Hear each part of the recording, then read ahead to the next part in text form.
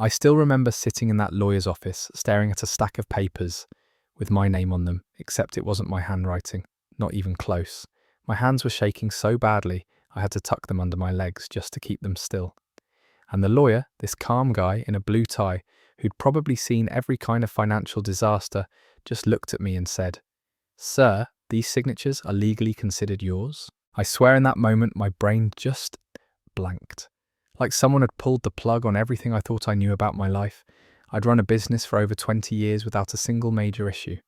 I was the responsible one, the steady one, the guy who double knotted his shoes and saved receipts. So how the hell was I now being told I'd signed off on a loan big enough to wipe out my entire family shop? And the worst part, the moment he showed me the dates on those documents, I knew exactly who had done it. My own sister.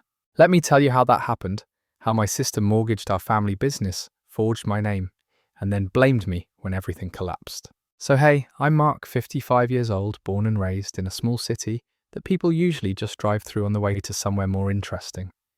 And for most of my life, I ran our family's home goods store. Nothing fancy, we sold cookware, cleaning supplies, small appliances, even a few custom items my dad used to make in his workshop. My grandparents started the shop in the 60s, my parents took over, and then it fell to me. I never planned on being some business mogul or whatever. I just wanted to keep the family legacy going. Something stable, something honest. My younger sister Lily joined me about 10 years ago. She was always the organised one, spreadsheets, calendars, receipts. Stuff that made me want to take a nap just looking at it. When she said she could handle the accounting, I felt like I'd won the lottery. We were close back then. We trusted each other. We were a team. At least that's what I thought. There were tiny things, little inconsistencies, delays with paperwork, weird explanations that didn't make sense. But you know it's family. You don't jump to conclusions. You don't assume your own sister is capable of that. Looking back now, I probably should have paid more attention. I probably should have asked more questions. Because if I had, maybe I would have seen it coming. Alright, so to really understand how everything went down, I need to back up a bit because none of this happened overnight. Betrayal. Like this, it's usually a slow drip. Little cracks you don't notice until the whole thing collapses on top of you. So I grew up in that shop. Literally. When other kids were playing basketball after school, I was sweeping aisles and unpacking boxes. My dad used to hand me a tiny clipboard and tell me I was assistant manager, even though I was like 10, and my biggest skill was not dropping things. I never thought of the place as just a business. It was part of our family, basically, our second home. In my early 30s, when my dad's health started declining, I stepped in full-time. My mum couldn't run the place alone, and honestly, it felt like the natural thing to do. I wasn't chasing some big dream, I just wanted to keep our store alive. It was comfortable, predictable, a place where I knew every shelf and every regular customer by name. And then there was my sister Lily. She's 7 years younger than me, and for most of our lives we had that typical older brother, younger sister vibe. I teased her, she tattled on me, we fought over snacks, but when our parents got older, we started growing closer, especially after she quit her job in the city. She'd been working as some sort of office manager, spreadsheets, budgets, invoices, all that stuff that made my head spin. The job burned her out. She showed up at the house one weekend in tears, saying she needed a change. So when she asked if she could help out at the shop, it honestly felt like a blessing. I mean, here was someone I trusted completely. Someone who knew our family's history offering to take over the part of the business I absolutely hated. She started small, organising back office files, updating our old computer system, creating a digital inventory list. And she was good at it. Like, insanely good. Within a year, the back office looked like a different world. Clean, organised, efficient. She took accounting classes online to sharpen her skills, and before I knew it, she'd basically become our CFO without the title. We became a little duo. I handled operations, customer relationships, and community stuff. She handled the money, the paperwork, the numbers. And for a while, it worked. The business actually grew. We modernized our pricing, added a small online shop, even expanded our holiday inventory because we finally had enough cash flow to experiment. Those were good times, I'm not gonna lie. I felt proud of the shop, proud of Lily, proud that we were keeping our parents' legacy alive, and I guess proud that we were doing it together. But here's the things about trust. The more you rely on someone, the easier it is for them to do things without you noticing. And I was relying on Lily for a lot.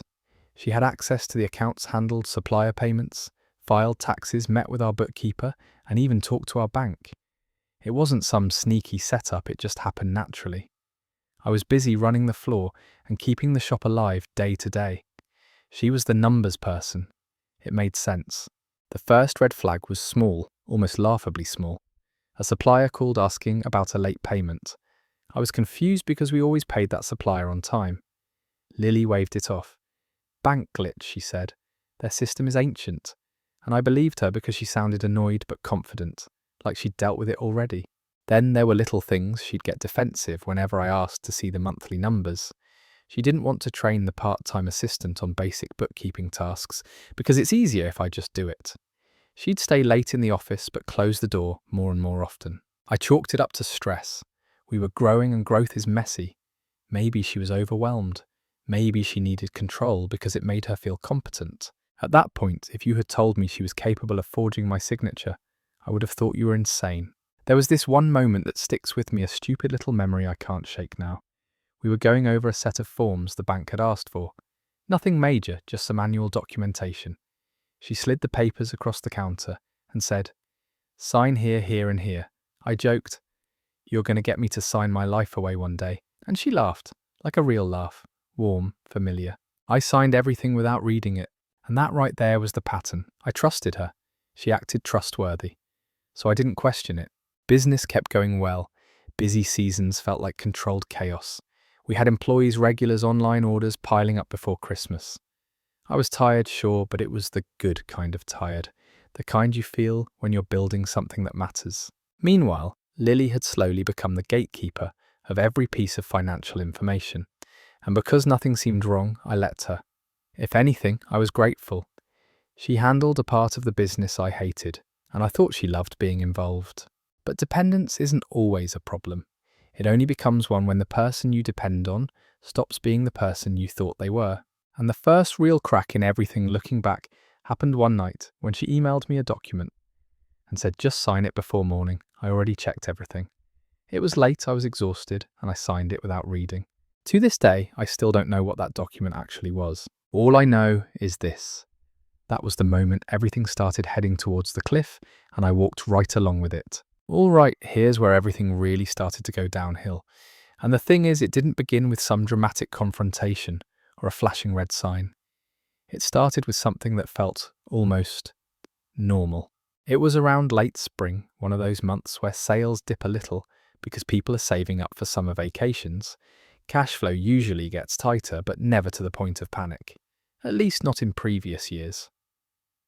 But this time, Lily seemed stressed. More than usual. She kept mentioning unexpected expenses and temporary shortfalls.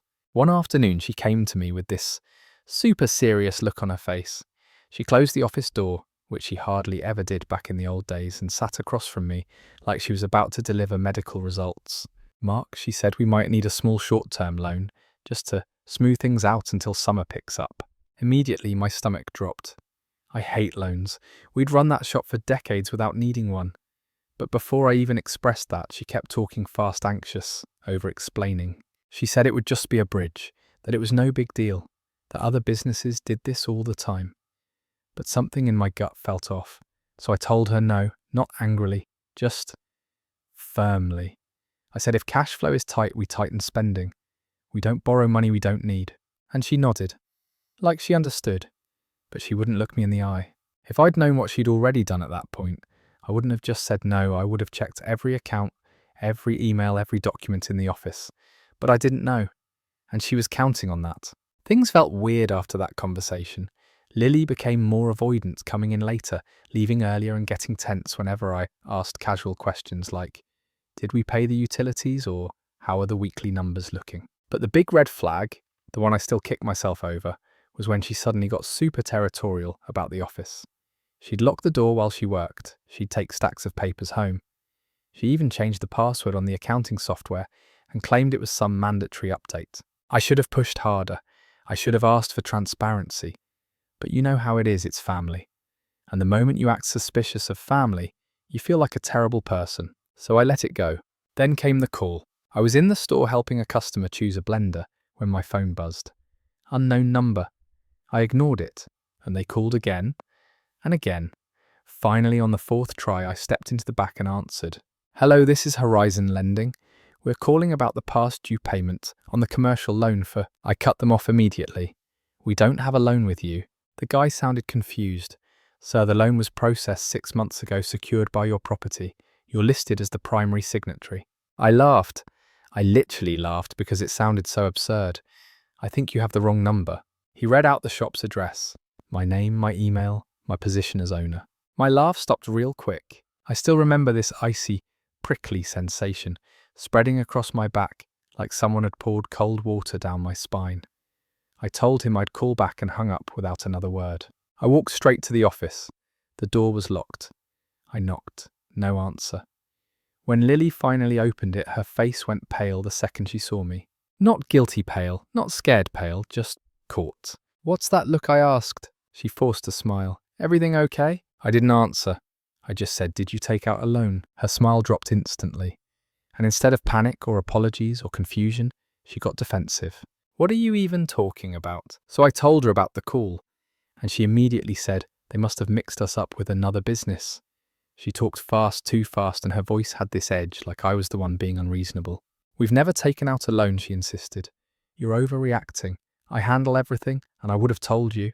But her eyes were darting everywhere but my face. The next morning I went straight to our lawyer. I brought the papers Lily had left on her desk. Some invoices, a half-filled ledger, and a folder labelled Property Confidential. My hands were sweating as I handed it to the lawyer. He skimmed it, frowned and said, let's see the loan documents. We requested them. They came that same afternoon by email. A full PDF packet approval, forms, collateral agreements, and 3 signature pages. My heart dropped into my stomach. There on page 14 was my signature, except it wasn't. It looked like someone printed my name in my handwriting style. Not identical, but close enough to fool an outsider. The lawyer leaned back, sighing softly. This is messy. Proving forgery is possible, but the lender will pursue the collateral until then. I swear I felt like I was floating outside my body. Like none of it was real. Like I was watching some other idiot who trusted the wrong person. The rest of the day is kind of a blur, but the lawyer told me we needed to confront Lily and get the truth from her directly. So that evening, I went home, sat on the couch and called her. She answered on the second ring, sounding annoyed. Can we talk later? I'm busy. No, I said, we're talking now. I told her everything. The loan, the documents, the signature. There was a long silence, like she was deciding which lie to go with. Then she snapped. Mark, you did sign those papers. You're just forgetting. You never pay attention. I've been covering for you for years. I was speechless. She wasn't even trying to deny the loan anymore. She was trying to rewrite reality. When I said, Lily, I know my own signature, she blew up. You never listened to me. You never believed in my ideas. I had to do something to help us grow. If you had supported me, we wouldn't be in this mess. I sat there holding the phone, feeling this mix of anger, disappointment, and sadness that I can't even describe. It wasn't just that she lied. It was that she blamed me for the lie. Within a week, it all came crashing down. The lender moved to seize the shop. Our employees were confused and scared. Customers whispered when the notice went up on the door. I tried everything, delay requests, emergency meetings, appeals, but the numbers didn't lie. The shop was gone. The place I grew up in, my family's entire legacy, all because of one signature that wasn't mine. And that was the week I realized losing a business hurts, but losing trust in the person you grew up with, that's a whole different kind of pain. The week after losing the shop, honestly, I barely remember most of it. It felt like my brain went into some weird survival mode. I'd wake up at 3 a.m., drenched in sweat, thinking maybe this was all a bad dream, that I'd drive to the store in the morning and everything would be fine. But then I'd walk past the kitchen table and see the stack of legal papers or a letter from the lender, and reality would hit me all over again. The hardest part wasn't even the financial hit, although that part sucked. Hard, it was the shame. Small towns have long memories and loud mouths, and when something like this happens, everyone suddenly becomes an expert on your life. I'd run into people at the grocery store, and they'd tilt their heads and ask, how are you holding up, with that tone that says they already know the gossip? Telling my mum was the worst conversation of my life. She sat at the dining table, hands folded, staring at a spot on the wall, like she could will the whole thing to make sense. She didn't yell, she didn't cry, she just looked tired, like the disappointment was heavier than anger. She kept repeating, "You two were supposed to look after each other." Yeah, we were. I kept replaying every moment in my head, looking for the exact point where things could have changed. Maybe if I'd pushed harder. Maybe if I'd looked through the books sooner. Maybe if I'd just trusted my gut once. But you can't fix the past with maybes. You can only deal with the mess that's left. Pretty quickly I realised I needed professional help, not just for the financial mess, but for my sanity. So I hired a forensic accountant recommended by our lawyer. This guy was like a detective with a calculator. He spent weeks digging through statements, tracing transfers, and matching signatures across documents. What he found made my stomach twist. There weren't just forged signatures. There were emails Lily had deleted, notices she'd hidden, and small transfers she'd made to cover early loan payments. At first glance, everything looked normal, but underneath it was like discovering termites in a house you thought was solid. The accountant estimated that she'd been juggling this loan behind my back for half a year, maybe longer. And the worst part, at one point early on the loan, was manageable. If she had told me the truth back then, we could have paid it off, adjusted things, cut expenses, made a plan. Instead, she kept doubling down on lies until the whole thing blew up. With the accountant's report, the lawyer told me we had a real shot at proving forgery and fraud. But lawsuits are slow, painfully slow, and expensive, which is a cruel joke when you're already drowning in debt from someone else's decisions. Still, I went for it. Not out of revenge, but because I needed closure. I needed something official that said you weren't crazy. This wasn't your fault. The legal process dragged on for almost a year. Lily, meanwhile, moved to the next town over and lived with a friend for a while. She didn't contact me once, not an apology, not an explanation, nothing. Her lawyer argued that I had a history of signing documents without reading them, which, yeah, I wasn't perfect. But forging someone's signature isn't magically forgiven just because that person once skimmed a tax form. In the end, the courts ruled partially in my favour. We proved the signatures were forged and the judge acknowledged wrongdoing on her part. But the lender still had the right to seize the shop. The ruling could reduce some financial damages, maybe lower some of the debt, but nothing could restore the store itself. That building, the one my grandparents opened, the one my parents poured their lives into, the one I grew up in, was already gone. And that's a kind of loss that a courtroom can't fix. So what do you do after losing everything? At first I thought I'd just collapse, but weirdly after the legal dust settled, I felt this almost quiet emptiness. Not peaceful, but not chaotic either. Just a blank space where the shop used to be in my life. I took a few months off, walked a lot, tried to sleep, talked to a therapist, which, to be honest, I probably should have done years ago. I helped my mum downsize and move into a smaller place. And somewhere in that slow, uncomfortable rebuilding, I started to figure out what I wanted my life to look like moving forward. One big thing changed right away. I became borderline obsessive about documentation. I got my own lawyer. I refused to sign anything without double-checking every paragraph. Even small stuff. Comcast contracts, gym memberships. I learned to slow down, read everything, and ask questions until I understood the answer. I also realized something else: trusting someone doesn't mean giving them everything. My mistake wasn't trusting Lily. My mistake was trusting her without boundaries, without verification, without transparency. So now if I ever work with anyone, family or not, everything gets written down. Everything gets reviewed by a third party. Talk is cheap, paper isn't. As for my relationship with Lily, I wish I could say we rebuilt it, that she apologized, that we had some big emotional breakthrough. But life isn't a movie, and sometimes people break things in a way you can't fix. We haven't spoken since the court ruling, and I don't think we ever will. Before I wrap this up, let me speak directly to you, the person watching this, listening to this, or whatever. If you're in business, especially with family, I want you to hear this. 1. Love and trust are not substitutes for accountability. If someone handles money, there needs to be oversight. No exceptions. 2. Transparency is not optional.